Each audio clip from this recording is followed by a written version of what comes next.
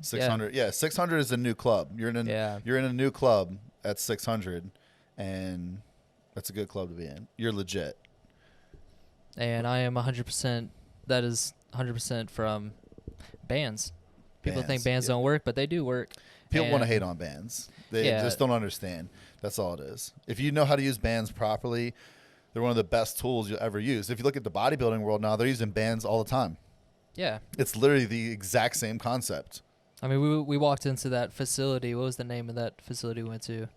Where we did the baseball and 100 Summers Method. Yeah, Summers Method. Yeah. Like they were kind of doing similar style training there.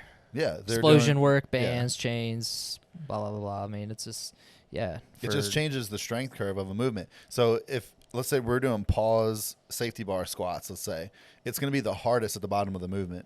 Yeah. So once you dig yourself out of the bottom, if there's no bands, it just gets easier and easier and easier. So you can kind of just explode and then coast. With bands, you have to explode and then continue to grind all the way through or you're screwed because it gets more and more difficult as you go higher up. So it just teaches you to push through and be aggressive through the entirety of the movement. And if you take that aggression and apply that to a movement that doesn't have bands later down the road, you're going to be a better lifter. Yeah, and the thing was for me is hitching.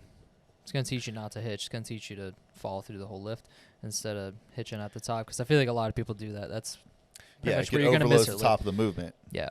So if you can learn to smooth out the hitch with overly heavy weights, super maximal weights, if you can learn to lock that out without hitching, it's going to be super smooth when you get to a normal PR.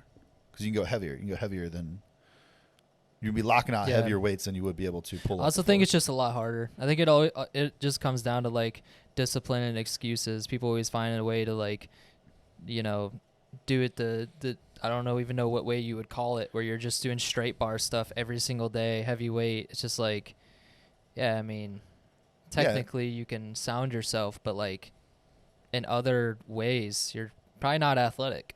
Yeah, there's a lot of ways that work to get strong, for sure. But if you just do the same movement patterns over and over and over and over again, you're going to get really good at those movement patterns, for sure.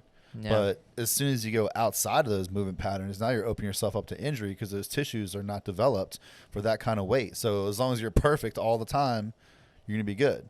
But if you train outside, you train the way we train with different barbells and bands and chains and things like that, if you get pulled out of position, it's no problem because we're pulled out of position all the time. And then we learn how to be in a proper position with all these external loads and forces from different directions being applied to you. Now it's like, oh, all I got to do is squat. And then you can just do it if you're doing a meet or something like that, really trying to peak for a big lift, then you just go to your straight bar competition movements for 8 to 12 weeks, and you're going to be your numbers are going to go sky high. Oh yeah, for sure.